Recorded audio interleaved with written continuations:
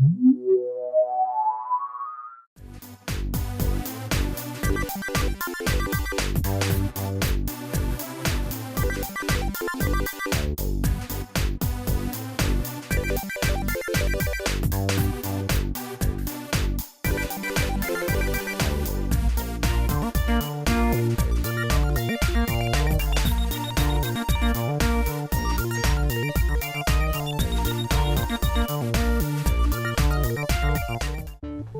gang, welcome to an all-new episode of Duvall's Collection Expansion Extravaganza right here on ToyWorldOrder.com. As you can tell, we're still wearing the same clothes we wore for the last 3 episodes. If you're wondering, we shoot these in marathon sessions, ladies and gentlemen. I'm not doing costume changes like they do on the Oscars or whatever. No. Sorry. No. And we do that on board. We do wear different shirts for every episode because it only makes sense on board. But that's a lot of shirt changing for two handsome men like myself and Pixel Dan. Okay.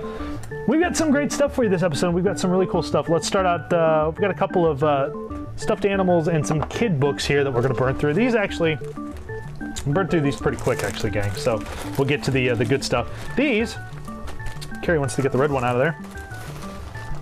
These were actually Taco Bell premiums that were available at Taco Bell during the 80s, during Rainbow Bright's big call to fame. You could purchase these when you bought these. These kind of need picked out too because they're a little ratty like the Care Bear was a few episodes back. But they squeaked if you just a little bit. If you shake them. There you go. They squeaked, which was kind of cute. So they used to have little hanger knobs on them, like little headpieces. You could hang them from like a rear window and they'd bounce and they'd squeak. These were pretty cute though. I think I now have all of these. Finally, all 4 of these. There were only 4 or 5. I think there were 4 of these Taco Bell sprites from Rainbow Bright. So these are fun to have, and these are really cool. If you can track these down, I suggest finding them. I found a couple of them with the little booklet still attached to them that told you who they were. So that was kind of nice to find. But these are pretty cute for little 80s fast food giveaways. Yeah. Very cool. It's No, and there is a little one in here. Yep, the little. This was in one of the bags too. This was Patio Green's little sprite that actually went with the doll, the Patio Green doll. So one of these days, if I ever find a clothed Patio Green, she has her little sprite that goes with her. So yeah, very cute. These were just like literally little pieces of felt with a face sewn onto them. So and little feet and stuff, but kind of cute. Let's burn through these kids' books. I got some cool ones here. I got a, I'm not going to go through them in depth, but just give you an idea. I got a Pac-Man, There's your mess up. Pac-Man Paint with Water, which is kind of neat. Of course, none of the pages in here have been painted. Again, very cool artwork. Very neat. I love this. I love these kind of books. This old arcade artwork is very cool. Anybody growing up in the 80s remembers the company Panini, which I believe was an Italian company, but we got them here in the States and Canada and all over the world. But they did these sticker books. They did these awesome sticker books where you would buy the sticker packets and then you could collect them and put them in here. And some of the stickers are already in here. I don't know if I'll ever find the stickers for all these books, but very cool. As you can see, some of them have the stickers applied. Somebody found stickers for some of them. But very cool artwork in here. And then, so I found the Care Bears one. I found this one, which is really cool, which is the She-Ra Princess of Power Panini sticker book, which is kind of cool because it had a mobile, like a little mobile you could punch out, and it would transform her from Adora to She-Ra. Had some other pieces to it, like a Swiftwind that could transform. But again, you know, this one I don't think has any of the sticker pieces in it at all. But I love these Panini sticker books. If I ever find these at a show, just like packets of them for affordable, I'm going to buy them, all of them. Because Panini stickers are really, you can find the books, but the stickers, rough to find, very hard to find. We've got this awesome coloring book, which is a visit to Walt Disney World, which has the very cool Country Bear Jamboree on the front of it. And I believe some of the pages in this one have been colored in. But overall, for the most part, it's got some great artwork of like the contemporary, and of course the Huey, Dewey, and Louie on the monorail, and you know, just a lot of cool stuff. Great moments with, you know, the Hall of Presidents and Cinderella Castle and Mickey, which somebody didn't do too terrible job on Mickey. Some, you know, some of the pages are colored. That's okay. This is kind of a rare coloring book to find. This is probably something that was probably sold in stores, and also this might have actually just been sold at the parks because there's no UPC on it. So it's a good chance that this was just sold in the actual theme parks. 49 cents was the coloring book. Pretty affordable back then. Pretty cool. And then these I love. And these actually are, I got a couple of the same one here. But these were actually He-Man and the Masters of the Universe magazines, and any kids in the 80s remember these. These were awesome. They had pull-out posters, and I found some really cool ones. I found one that had Dolph Lundgren on the cover. I had one that had Frank Langella, but I found one that had the poster inside, because the one I had did not. That had Frank Langella as Skeletor from the film, which is cool. And then I had one on the front that has a classic image of Rio Blast shooting at Rio Blast and He-Man shooting at Hordak, which is kind of cool. Oh, so the inside is like a... Yeah, the inside there were comics, and there were little games and stories on on kids, you know, kids of the 80s and whatnot. There was a poster in every issue, which you can't really, because it's part of the book. Yeah, but this one, yeah, there were. Neat. The posters are actually really collectible for these magazines. That's why people hunt these down, because the posters had some great, amazing artwork on them. So it's one of the reasons why people are hunting these down, mostly for the posters, to pull the posters out and frame them. Very cool little look there. And then, of course, I love the ads in them. On the back of them are cool. The Frank Langella one has Captain Power ad on the back. The third one I showed has Brave Star on the back, which is pretty cool, and all the Brave Star stuff behind me. It's pretty neat though. These are pretty cool. I love the old ads in these, but these are very, very fun to find, and I found a whole stack of them. Well, 3 being a stack at a flea market, and guy wanted $5 for all 3 of them. So I was like, I don't care if they're all there. I'm just gonna buy them because they're on eBay. They're ridiculous prices. So very cool. Let's move on to a couple of little odd items here, and we'll move on.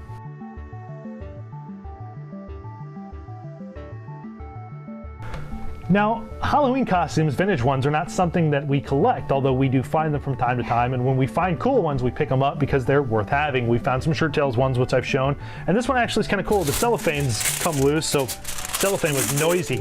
We'll put that over there. This actually is a very cool, from Ben Cooper, Oscar the Grouch costume and mask, which was kind of cool.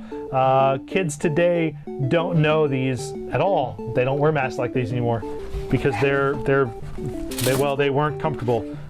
These very hard plastic masks with the little elastic string in the back that was stapled, and the staples would like dig into your face. The mask eyes were kind of harmful. You couldn't look at them. They hurt really bad. And then you had your 2-piece costume set. So you had a pair of pants, like with an elastic band on them. So I don't think I'll ever fit those anymore. This was for sizes 3 to 6. Yes. I don't know if these were flame retardant. These might have been ones you could die in. And then of course the chest piece costume was Oscar's garbage can, which was kind of neat. This is Oscar the Grouch on it. These are really cool, and it's nice to find these with the vinyl costume intact and in one, everything in one piece. The mask is in really nice shape, and of course the elastic band is still stapled. He's got a little rip on his side right here, but all in all, minus the noisy cellophane there. Noisy. I like finding these when I can get them for an affordable price.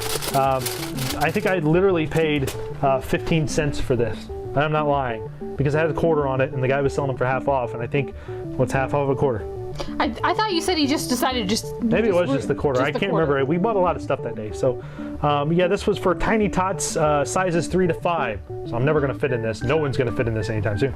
But yeah, this is cool. I mean, the artwork on the side, they had a Cookie Monster, and a Count, and a Grover, and of course Oscar and Big Bird and Bert, or Ernie, I mean. And they were all kind of the same thing. They had the vinyl costumes and all that stuff. They were really hot. I remember that. Very fun. I love finding these costumes. Very cool. Let's move on to a couple lunchboxes.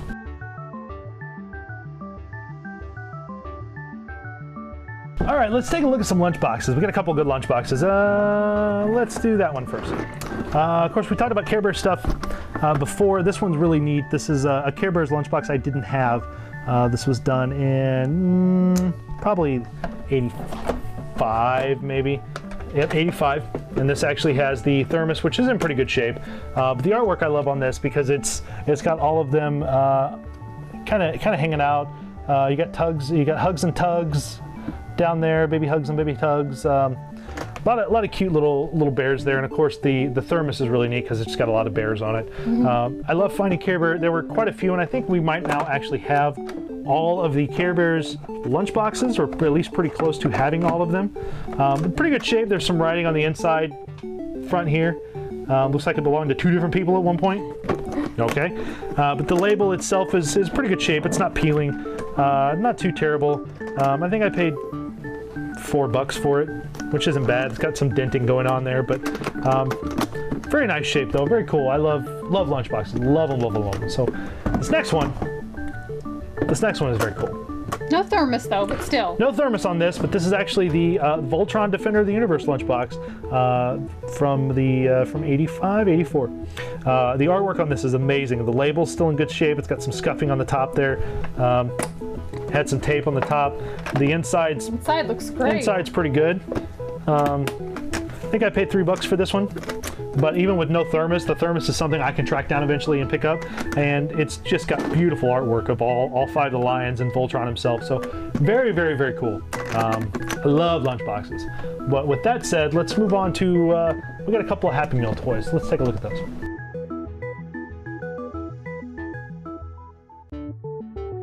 Now, these actually were done in 1994, and they're based on Jim Henson's Muppet Workshop. These are pretty cool. These were from McDonald's. These were the Muppet Whatnots. These came in pieces with 2 accessories to them. So you had your Muppet Whatnot body. You had a little head that clipped on here, so you could make them talk. The purple one had an accessory that went on its head. So you have a little bird that could fit on its head like that. And it had a camera that could fit. Now, and aren't these all interchangeable? Yes, they are. All the parts are interchangeable. We're not going to open them all right now. No, but the purple, you've got a yellow Muppet Whatnot, you've got a blue Muppet Whatnot, and a green Muppet Whatnot, and they all had 2 accessories. Yeah, and we found a couple of these, but the accessories were missing. So when we saw these at the estate sale in St. Louis, we just picked them all up because we're like, might as well pick them up. They're all there. We know they're all there, and it completes the set. Yeah, they're very cool. Cute little Muppet toys. You could actually put something inside of them if you wanted. You could put the yellow head on the pink body if you wanted to. Yep, you can interchange all their accessories. You can interchange their heads. Very, very cool Muppet collectibles for any Muppet fans. So, suggest if you see them, buy them because they're fun little Muppet things. I can tell you're having fun with it. Very cool. Let's move on.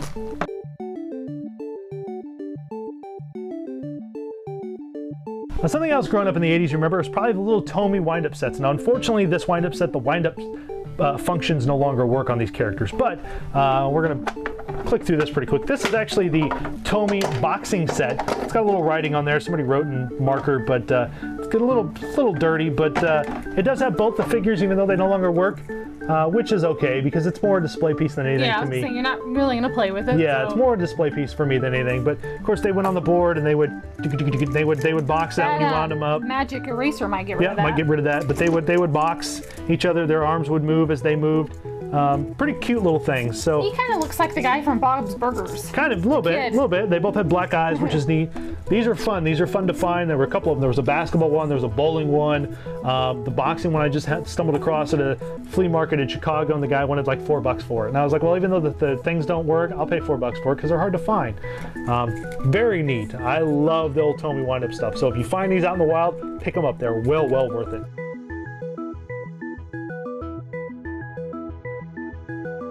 So we found a couple things here that are interesting. This puzzle is pretty cool. It's a genuine wooden puzzle, and it's actually based on the animated version of Pac-Man, which is kind of cool. Of course, Pac-Man in the 80s, there were a couple of different ones. There was Pac-Man, there was a couple different Miss Pac-Man. These were, now I did actually, as you can see, I put this together so you can kind of get a feel for what it is. And it fits in the box actually pretty. And it's not coming apart. No, it's solid wood, and the wood pieces, they don't just fit together, they smoosh together. Very cool puzzle though. I found it for $1. This was done in 1980. It was based on the Saturday Morning Supercade one of the cartoons from the Saturday Morning Supercade, so that was kind of cool. Box has got a little water damage on it, but the puzzle itself's in really good shape, and it's a 13 by 10 3/8, so we'll get a frame for it and put it in a frame.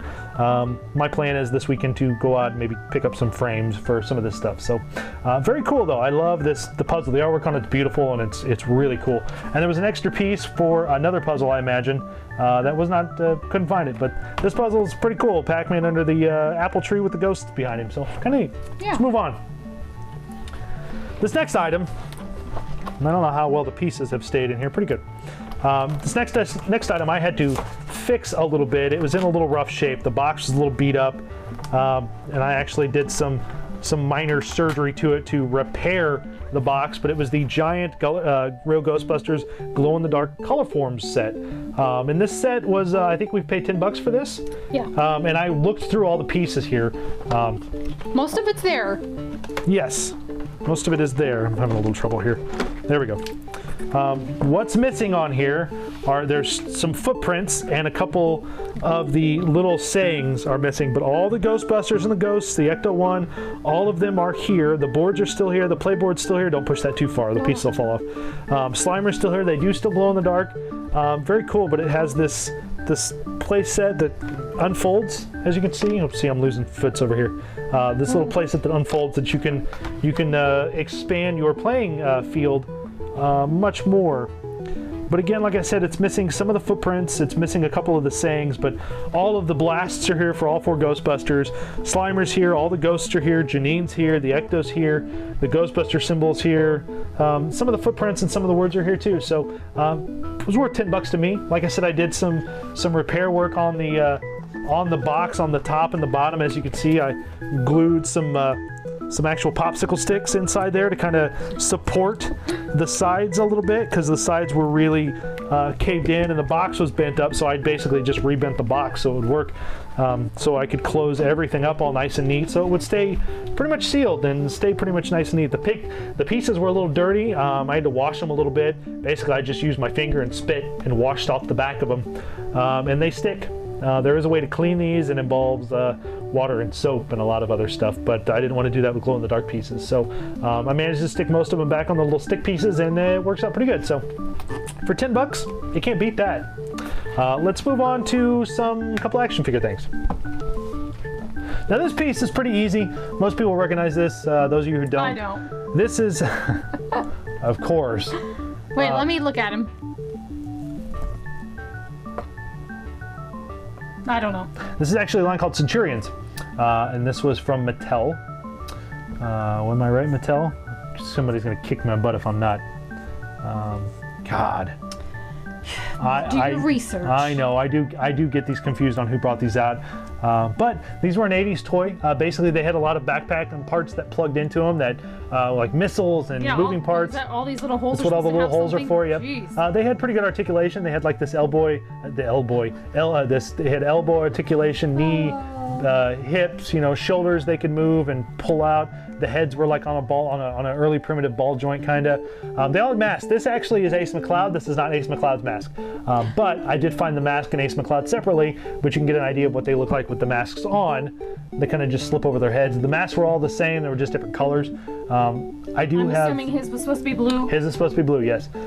So I have Ace McCloud, and I just need to find the rest of them. These are cool. This is a cool toy line. Parts. The parts are hard to find too, but I do have a little bag of parts for these guys, so we'll see what we can figure out for these guys. Very cool toy line though, and very worth having for anyone. Anyone that's a fan of the 80s lines, it's worth finding. So check these out if you can find them.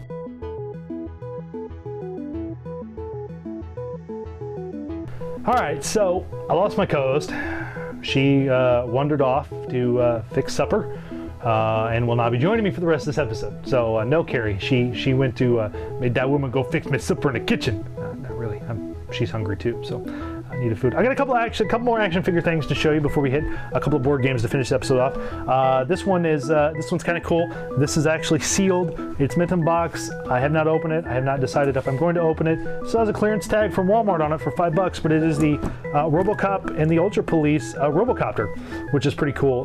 This helicopter's very, very nicely done. It had some really cool really cool like chrome pieces on it, the blue chrome. Like you could fit 2 figures. You could fit a figure in the rear, you could fit a figure in the front. The blades rotated, it had missiles that dropped off and dropped bombs. It had a movable winch that you could actually rescue other Ultra Police members or capture the crooks.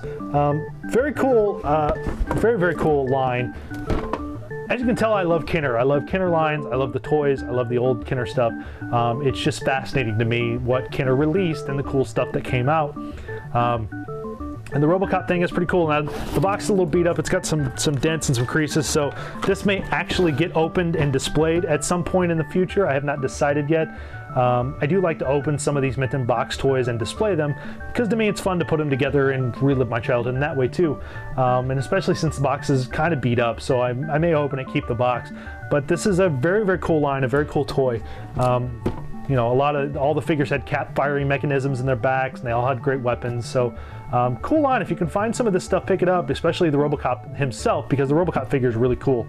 I suggest you hunt these down if you see them. Let's move on from this beauty. I got one really cool action figure thing to show you that I think is going to surprise a lot of people and make a lot of people jealous, unfortunately. And then I'll show a couple of board games and we'll wrap this episode up. So check this out.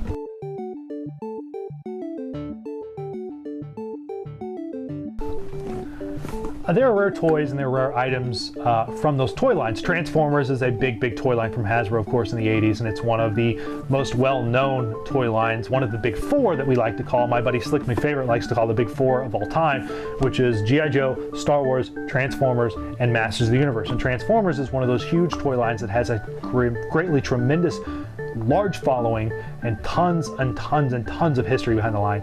This piece is actually very interesting. This was made by Warren, who was a puzzle and board game creator in the 80s, and Warren made a number of these different sets and a number of different things. And this actually was when Warren had the Transformer license to do things. They actually did a play set that was built for Transformer figures that you could actually play with your Transformer figures. And this came out in '85.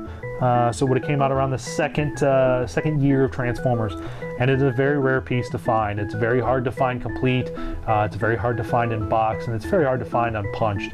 I managed to find all 3 of them in one. And this actually is the Transformers Activity Center from Warren Puzzles. And this is just a giant cardboard playset, and it is very cool. As you can see, we all kind of get the idea of, if you haven't played with a vintage Transformer, you kind of get the idea of what the scale was on some of these figures. Look at this kid, look at Grimlock transformed, and look at this playset. Look at the vintage Soundwave standing next to said playset. This playset is enormous, and not to mention, you know, when you look at the inside of it, there's a lot of different playing fields. There's a command center, there's like a little elevator, there's a stairs, there's some cool stuff, there's a breakaway door. This is a very hard piece to find, and it is one I know a lot of Transformer fans and a lot of Transformer collectors look for. Thanks to my buddy Joa Douar on Facebook, I managed to pick this piece up for a very affordable price. He cut me a very good deal on it. He's a great friend and a great person who believes in toy karma. So he cut me a good deal on this. I got him some cool stuff, and it all worked out in the end. But the cool thing about this is that while of course the instruction manual is in here, which is cool, the top piece, which is actually was kind of the filler, the pieces have been punched out and they're all here. So we've got the side piece, we've got the floor piece, which was part of there, and we've got this piece here. The cool thing though is that all the other pieces are pretty much, other than falling out over time and age, are unpunched off their cardboard. I mean, they're still on their cardboard pieces, which is pretty cool. Again, this set is probably one of the harder to find and rarer Transformer pieces to find complete. I mean, fully complete. No pieces missing, no broken pieces, no cardboard pieces torn. Very difficult to find in any kind of good shape. And when you do, it's super expensive. And this piece, to find this piece like it is very awesome.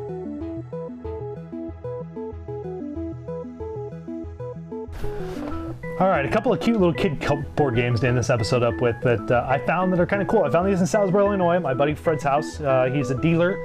You've heard me talk about him many times in the show, as well as many times on ToyWorldOrder.com, the podcast. He was a toy dealer.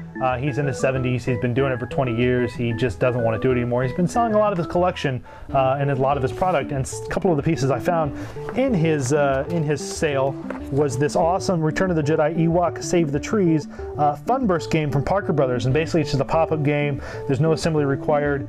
You just unfold the box basically, and it forms this awesome playboard, which is kind of neat. It's kind of a cute little game. It's got a little carrying handle, which is nice. It's very, very simple. It is a preschool game, so there aren't very many rules required and no reading required to play this game.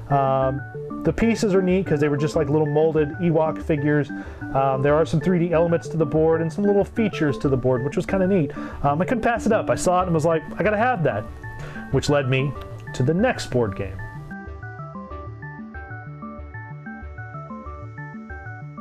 So in the old adage that I told you that to tell you this, this was another one I found at Fred's, and this was another Funburst game from Parker Brothers. This was actually the McDonald's Playland playset, which was kind of neat. And I thought, well, I found one pop up, I got to get the other one. And this one had a number of 3D elements to it that are kind of fun. A number of different things to this game that are really neat. The 3D elements on this game are really nice, really well done. The box itself, the little handle's a little beat up, but that's okay. Everything else though is still in here, and I'll just give you an idea of what it looks like when you open one of these. Basically the board itself is a separate piece, and then you unfurl it and unfold it, and the Sunburst game pops up there, and it's got a number of 3D moving pieces here. It's got a number of pieces that you would, that are part of the playing field, like a little slide, and Ronald here, like you would, just a lot of fun stuff here. Hamburglar, very cool, very cute.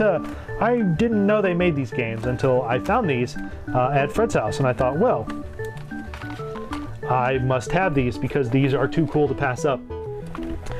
These are some more games that will be played on board in the future. So you can be sure to look for these games on an upcoming episode or upcoming season of board, I should say. So make sure you check that out because we will play these games. Every board game I've been finding for the last 2 years, pretty much the last 2 years on the show, and the many years on Toy World Order that we've been buying stuff, had been building towards doing many, many seasons of board with myself and Pixel Dan co-hosting. So make sure you check that out, gang. That'll wrap me up for this episode. Make sure you check out ToyWorldOrder.com. You can find us if you are watching this somewhere other than Toy World Order or YouTube. Go to youtube.com/ToyWorldOrder. Subscribe today. It helps us out tremendously. Helps us to continue to do these shows as much as we do them, and continues to feed my addiction to going out to buy stuff to do this, especially this show. So, that's how it happens, all right? Make sure you do that, gang, and until next time, keep digging because you never know what kind of cool stuff you're going to find. Take care, gang.